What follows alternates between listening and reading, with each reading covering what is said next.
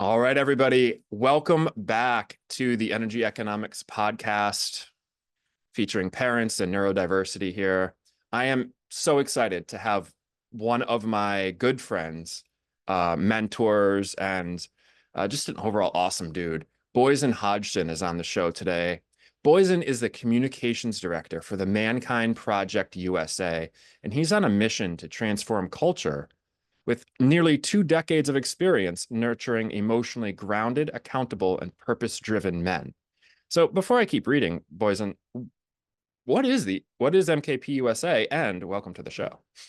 Thank you, Christopher. I appreciate it. Mankind Project USA is a nonprofit organization that's been around for almost 40 years, supporting men's emotional and personal development through training programs and peer facilitated support groups. Awesome. That's incredibly succinct. How did MKP USA come to be a part of your life? And, you're here because you're a parent, so I'd love to know how that's influenced your parenting as well.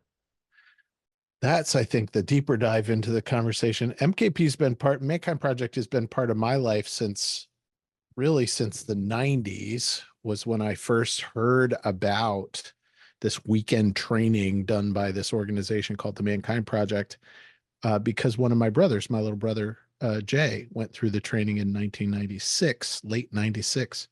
And then a bunch of my other family members went through the training. My dad went through, his stepdad went through, multiples of my other brothers, a couple of cousins, like all of these men went through this process, and it just blew them away and opened up possibilities for them.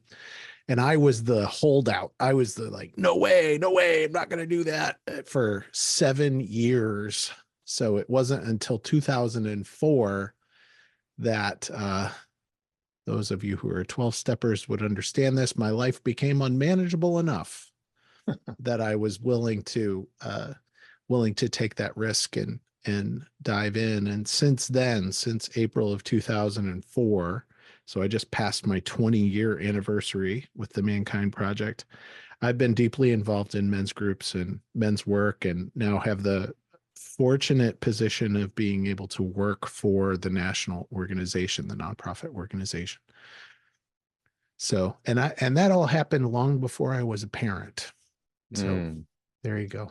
So you're a parent. Let's talk about your kids and how old are they? And tell me about your kids, man. Tell you about my parenting journey, my dad journey. Yeah. So Kendra and I have been married almost 19 years, be 19 years in just a couple of weeks, been together just over 20 years.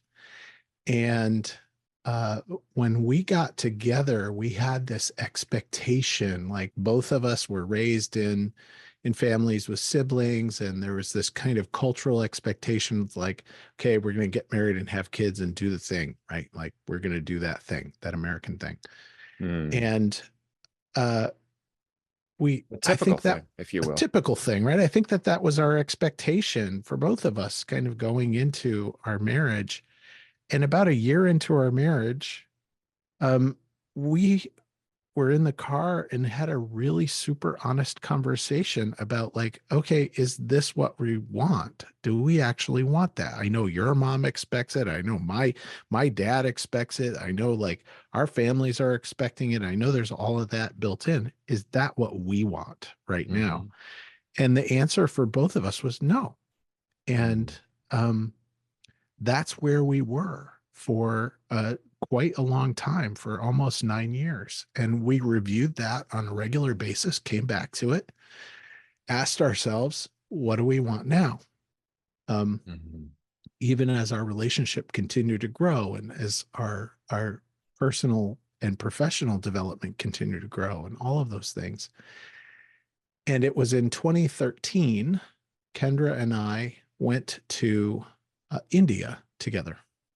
And we spent almost 2 weeks touring around the south of India, Tamil Nadu, and visiting a whole bunch of different religious sites and cultural sites. And one of the things that we did on our tour was we visited a number of very small villages, like farming villages.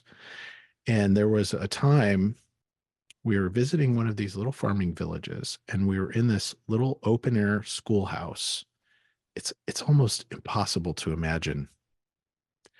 So picture like open rice fields, rice Mm. paddies, hot, a concrete block building, completely open on one side, full of children, Mm. 6, 7, 8, 9-year old children. And my wife, who had been a teacher, Kendra had been a teacher, was out in the middle of the room, surrounded by probably 20 or 30 kids. Mm. And something in us shifted on that trip. And we came back. And by this time, we're well into I was 40. Uh, we came back from that trip and started talking about adoption. And within a couple of weeks of having that conversation, we were asking ourselves, okay, how many kids are there within 25 miles of where we're standing right now who need everything that we say we have to offer Mm. to create a family? And that led us right into becoming foster to adopt parents through the Department of Children and Families here in Massachusetts. So that was the beginning of how we became parents. And I'll pause and take a breath. Yeah. Um, in that process, like there's a whole course that you go through. I wish every person who became a parent in any way that they became a parent had to go through parenting class. So we went through a fairly intensive process of parenting class, and then we took on additional stuff to do a parenting for kids with trauma class. On Mm. top of that, as the process was going forward of getting our household approved as a foster to adopt household, and we got approved. And within a few weeks of getting approved, we got a phone call on a Tuesday afternoon saying we have 2 kids who are siblings who are in need of an immediate placement right now. We know that this is not exactly what you were thinking. We were thinking about one child. We were thinking about, somebody who was a child who was a little younger. We were thinking about all of this stuff. Are you ready? And we had a conversation and said, hey, if we're in, we're in. Let's go. Yeah. Right. And we met our kids just a couple of days later, and they were 10 and 7. Oh, wow. I remember that.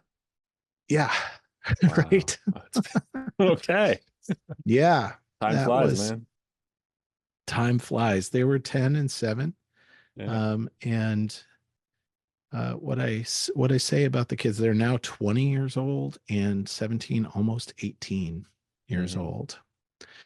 And both of my kids, so gender has been so neurodiversity has been part of our story. Racial diversity is part of our story. Ethnic diversity is part of our story. Cultural diversity is part of our story. And neurodiversity is part of our story. Gender diversity is part of our story. So both of our kids have at times used other pronouns, used other names. Um, we have gone through a lot of process around exploring identity Mm. with both of our kids. I'll stop there for a minute and see where you want to go Yeah. next. Good. Thank you. Great segue. I mean, the amount of diversity in the household is inspiring, to say the least. I absolutely want to connect with you on those other points as well, because you've experienced something I don't think a lot of parents have, or if they have, they haven't been in a position of reflection as you have.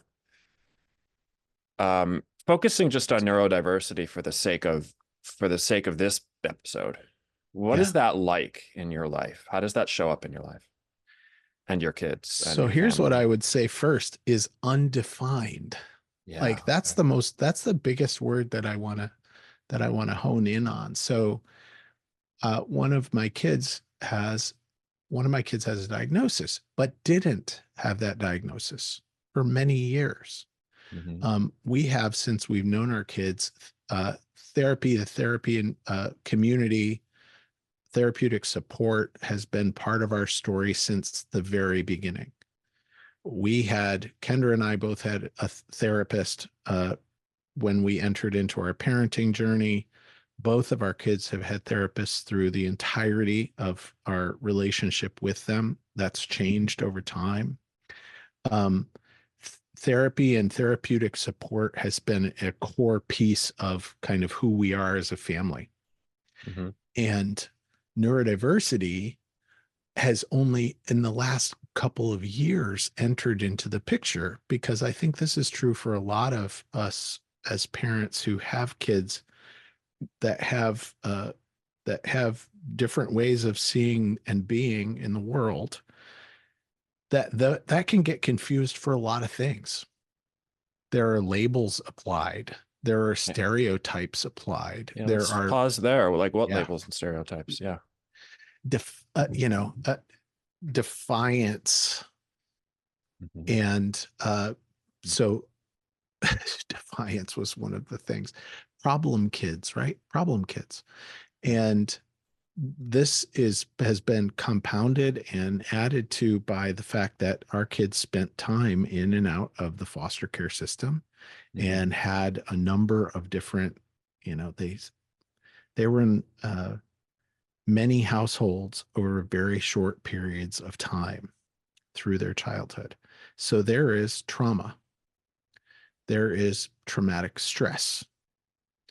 There is there are unknown and known genetic influences that our kids had. So neurodiversity and the kind of autism diagnosis was not the first thing that a therapist would jump to.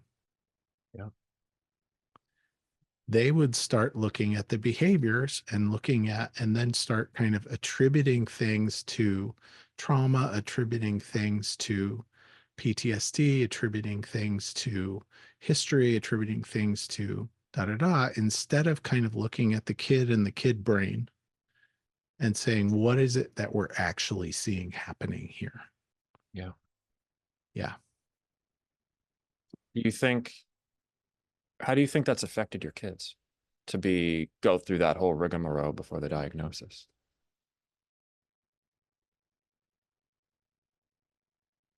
That's complex. That's Yeah. an interesting thing. That's complex. So both, I think Kendra and I both have some similar feelings about this, and I think the kids have similar feelings about this too.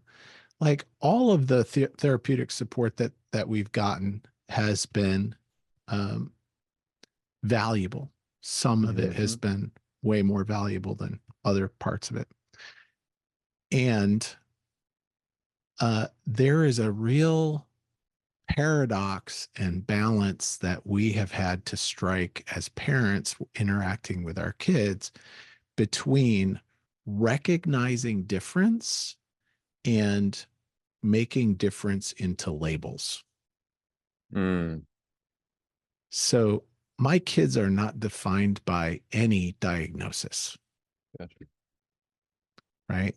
That does not define who my kids are. And we live in a world in which, especially with young people, I think there's a temptation to make the diagnosis into the child, Mm-hmm. which I think is incredibly unhealthy for most kids, and especially during the process of identity formation, the process of kind of developing executive function, the process of kind of individuation. Yeah, Diagnosis does not define who you are. that's right. Would you say that those who are autistic or ADHD have unique struggles in the world? Most definitely. Yes, Okay, so for we don't want to sure. use a label, but the comorbidity exists, right? The overlap exists. So let's draw some awareness. Like you mentioned, kids are labeled as defiant problem kids. I mean, Yeah. from what I know about you, you know, you think there's, or at least your wife thinks that there's some ADHD with you as well. So what sort of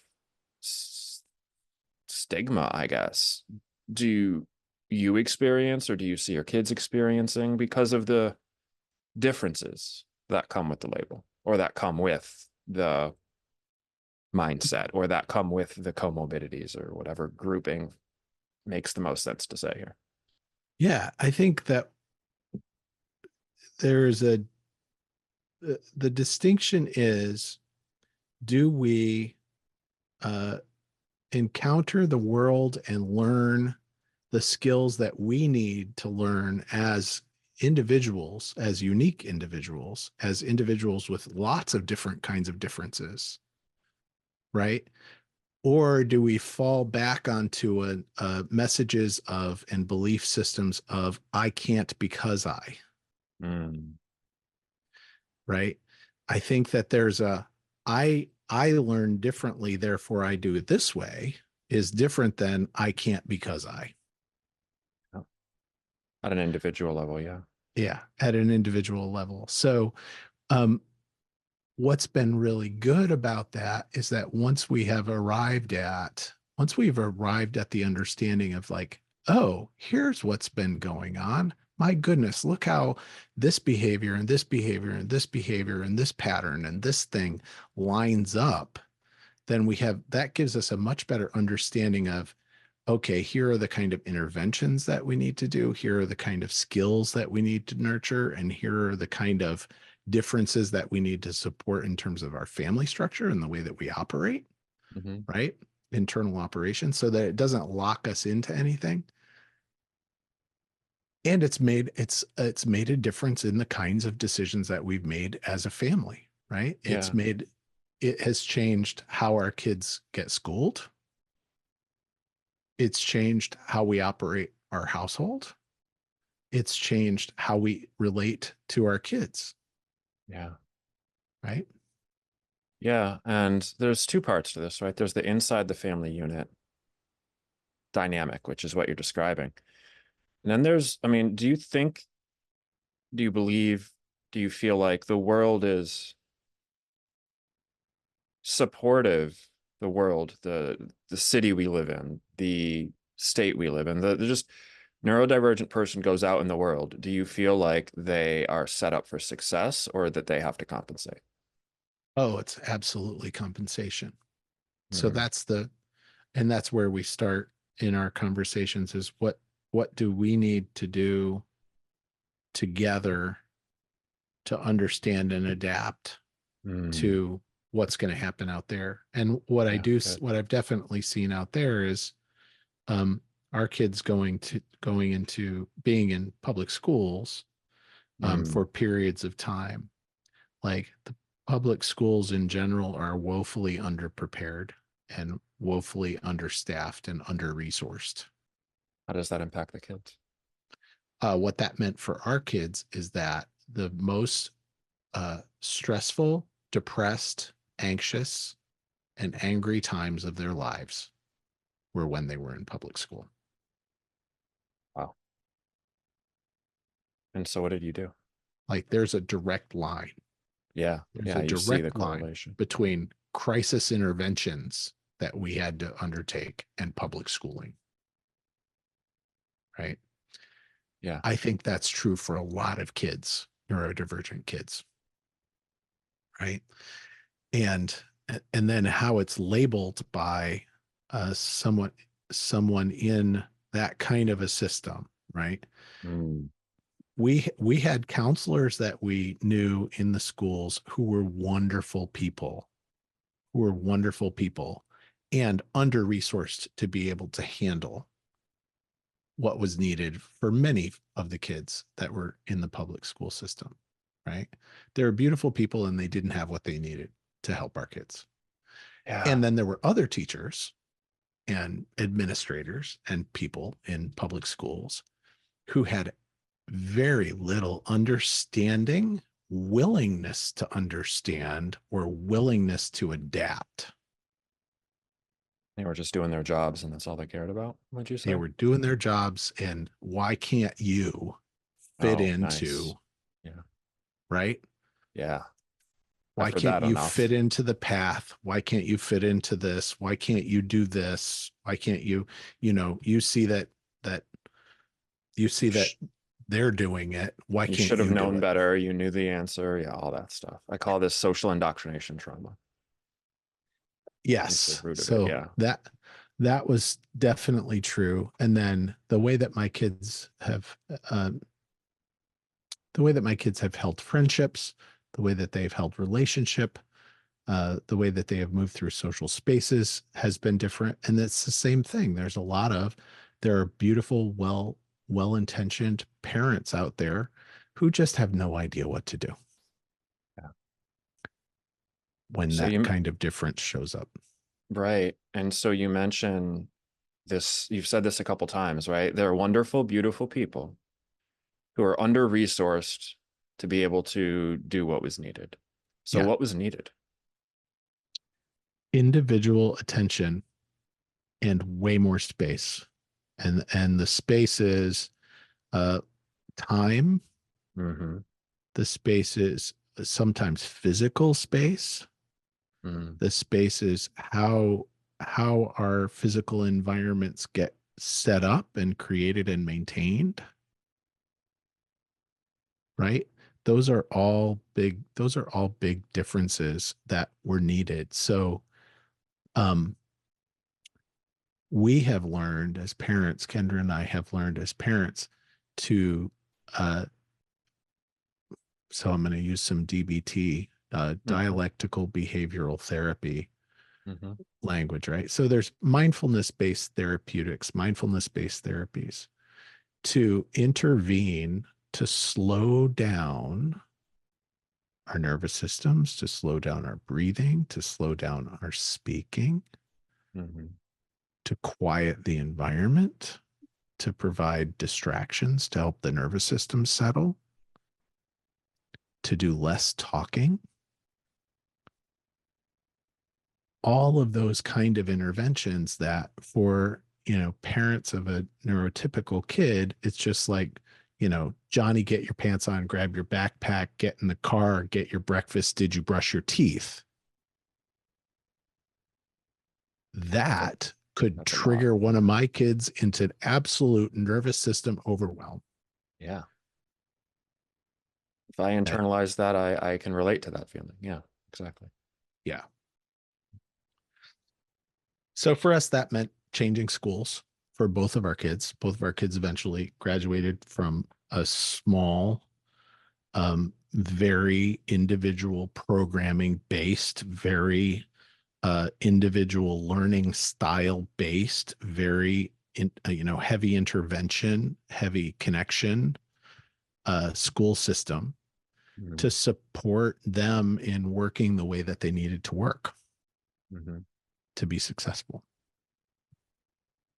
Do you think that that rubric of individual attention, way more space, these sort of nervous system interventions, is that if there were more of that, do you feel that there would be m overall more support for neurodivergent people, more acceptance of neurodivergent people, or do you think that the public school system works for some people, not others? That's a confusing That's question. that is that's a hard question to answer. I don't know. I have so regardless of who our kids are who are going through the public school systems, there are school systems, period.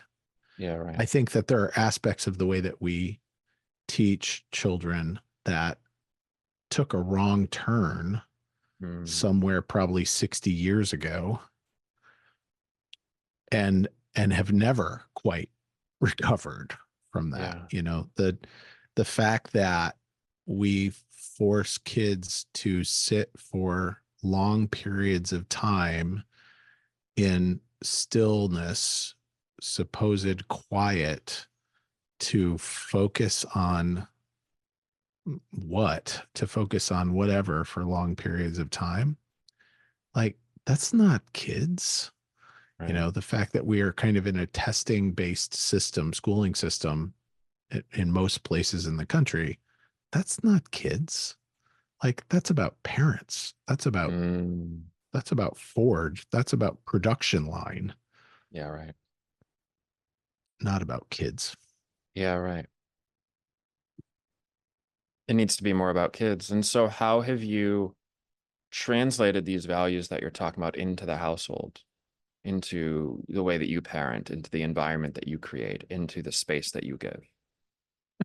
I'm laughing because the first thing that came to mind is that means that I don't get what I want all the time Uh-huh. in my in my household. So that, and I think that that's true, right? So, and this is not unknown, and this is not limited to kids with neurodivergence at all, but there are parenting, there's a book called, How to Talk So Kids Will Listen and Listen So Kids Will Talk. Uh-huh. Fantastic parenting book for any kid.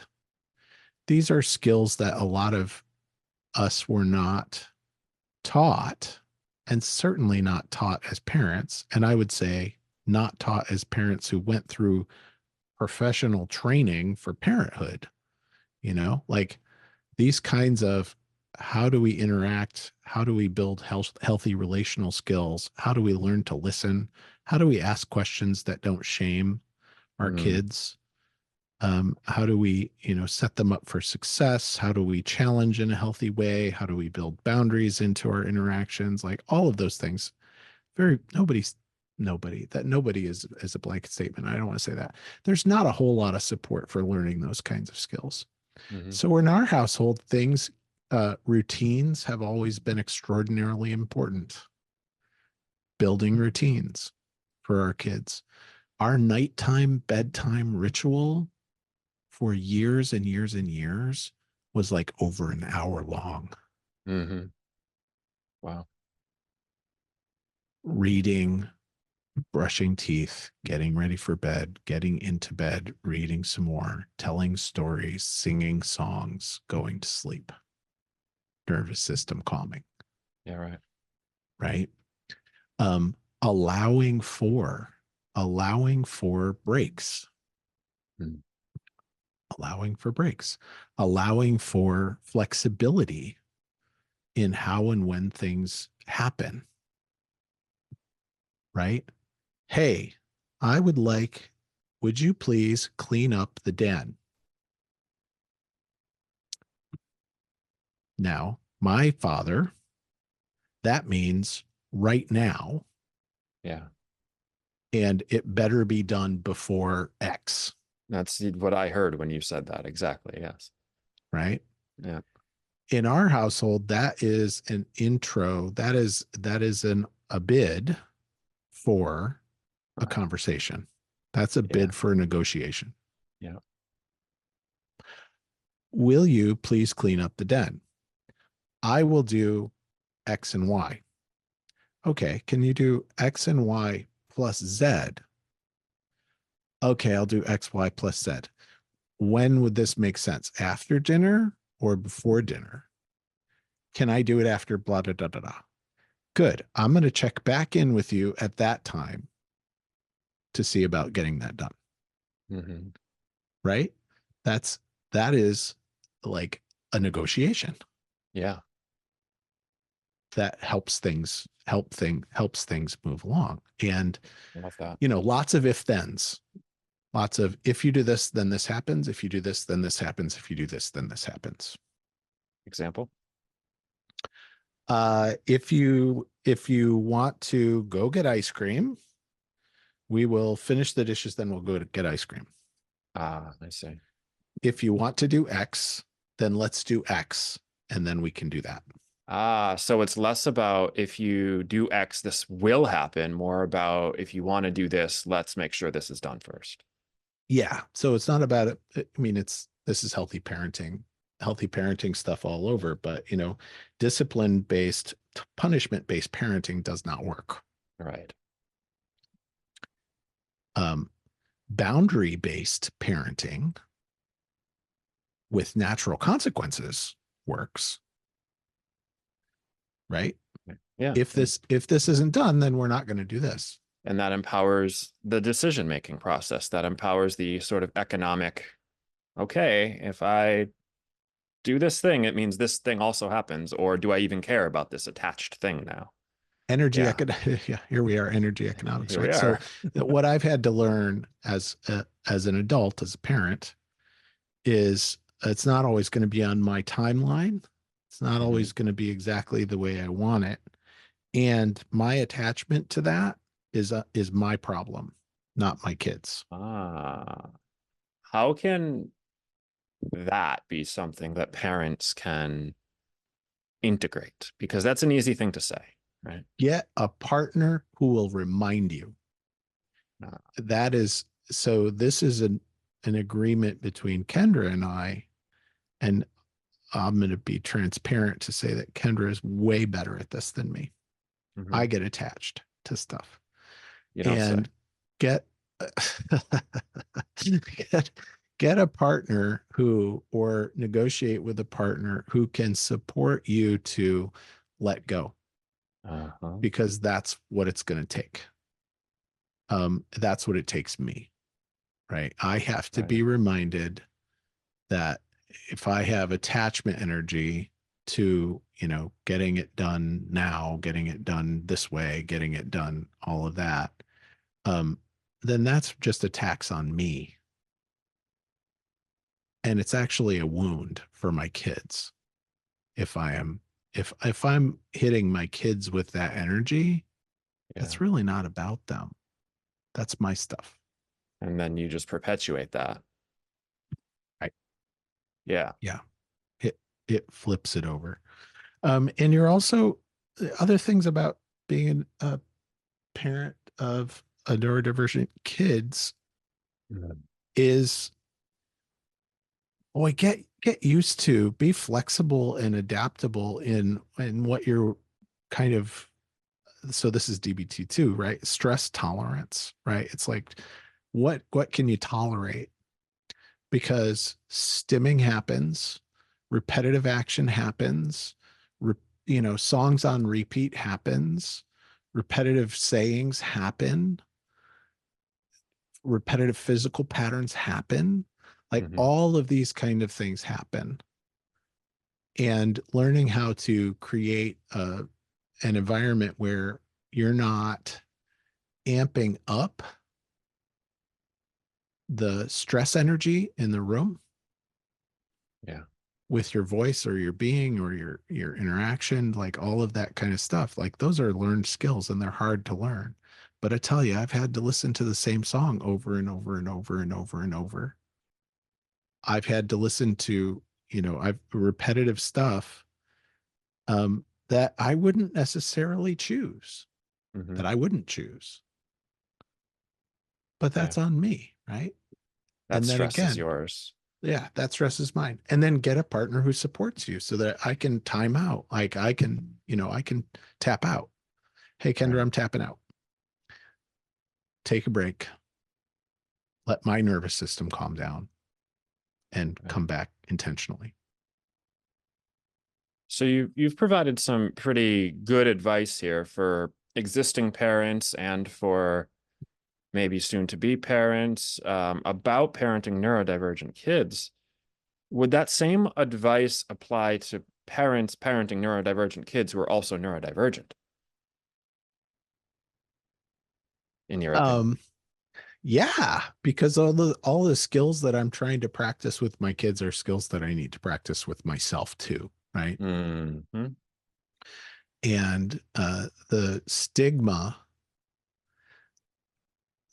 the worst kind of worst,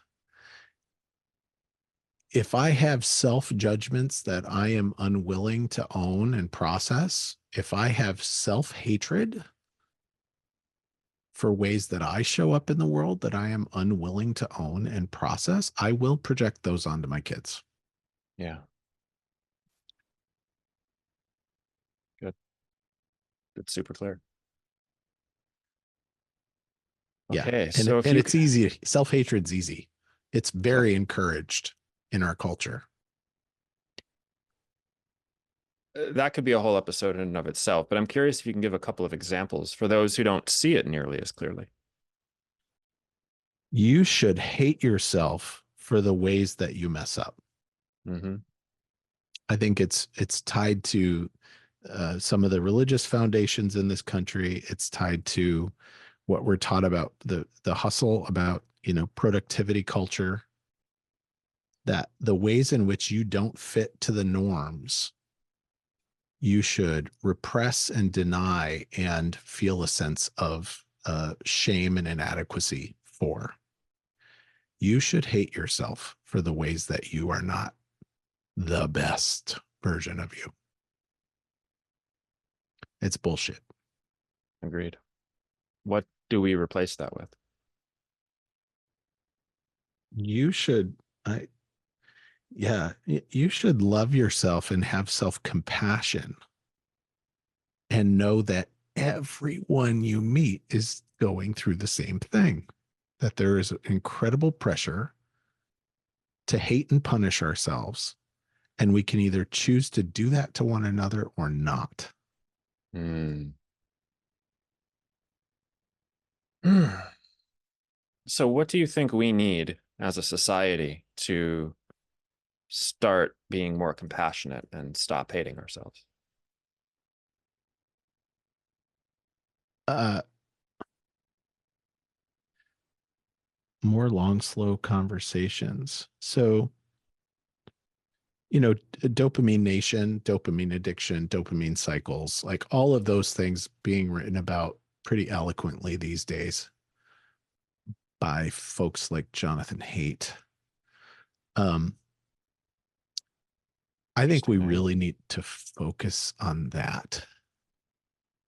I think we need to understand that we are in a culture that is driving dysregulation almost constantly. Mm-hmm. And if we are to bring ourselves into balance, then we need to encourage and support systems in our culture that bring neurological, physical regulation back into the norm. That just came out of me, but what does that look like? I mean, that Yeah. looks a hell of a lot more like the world looked 200 years ago than it does now in some ways, right? Yeah. We did this thing in the United States that you may have that you may have heard of called field days, right? I was just Oh reminded of this. yeah. I was in upstate New York. I was in Yeah. upstate New York and that was a thing that happened every year was field days. But I thought about where did field days come from? Field days came from like during the summer in upstate New York, you'd have to work really hard to put crops and to do all the planting and to do all the hay and to do all the livestock and to do all of those things that you needed to do. And then field days were when everybody stopped and relaxed together. Ah, interesting. And you ate and you talked and you sat and you did some fun things and you played together.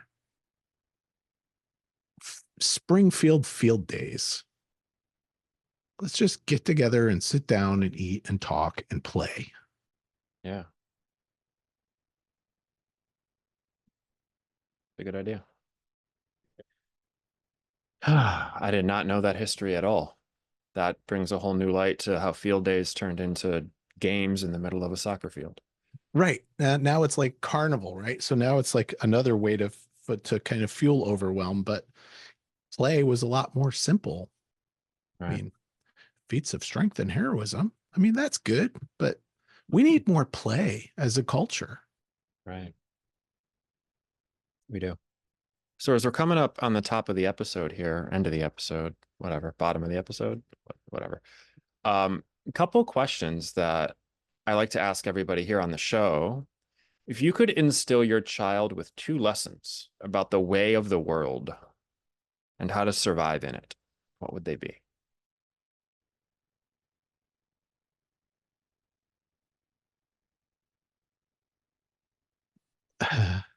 these both kind of go together. People are thinking about you a lot less than you think they are. Mm-hmm. And it's related to growth mindset, but experimentation, like experiment and fail, risk and fail, risk and succeed. Put yourself out there. Okay. Similar question, slightly different tone though. If you were to leave your children with one practical lesson to thrive, not just survive, not just about how the world works, those be the same lessons or different? Hone in on it's ikigai. Hone in Mm-hmm. on, yeah, where your passions, what you're good at, and what you can get paid for intersect.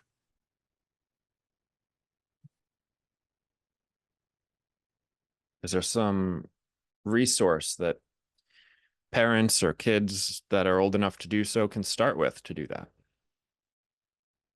that you know of? I don't have. I'm sure there's an ikigai for children book out there or something, but I don't have that in my head right now. It's okay. Um, but that seems like a pretty good question to be asking our kids and asking ourselves, like, what am I passionate about? What am I good at? And what can I get paid to do that relates to that? Yeah. As somebody who's been doing his own thing for a while, that's an art. That question is an art form, you know? As I learned more skills, I progressively realized that there's a lot more available to me than I thought. And without being aware of all that's available, I don't feel like there's even an answer to that question of what am I good at? What can I get paid for? And what are my passions? Um, so Yeah. we have to There's explore an it. explore, right? There's an explore there. Yeah. Yeah.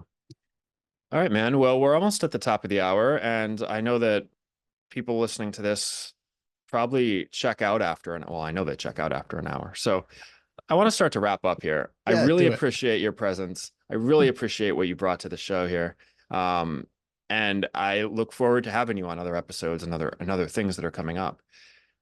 For the folks who are listening or watching, if people want to connect with you about what you're talking about or connect with the influence that you have in the world, how can they do that? Boysenh.com. Okay, easy enough. And that's Boysen. Ysen. Boysenh.com. Awesome. All right, guys, you heard it. If you're interested in connecting with Boysen, go to boysenh.com. Boysen, is there any last words? Not that any word is the last word. But for this episode, are there any last ideas, any big ideas, anything hot or on top for you that you want to make sure that the viewers and listeners hear before we sign off here? Yeah, I'm going to give you a piece from Jim Katona, who is a very dear friend of mine, and it's an acronym for the word respect.